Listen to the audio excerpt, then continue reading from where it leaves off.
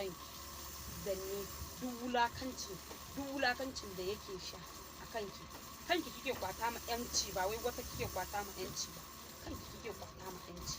To me zai sa mu ba za mu yi zuciya mu kwata mu yanci ba?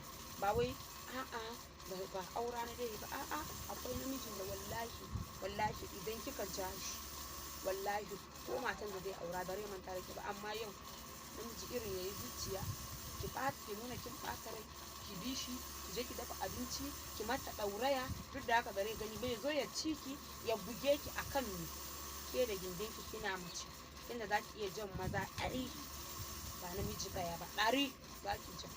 Mu zo muna zubar da kanmu akan namiji ɗaya ya rena man akan me.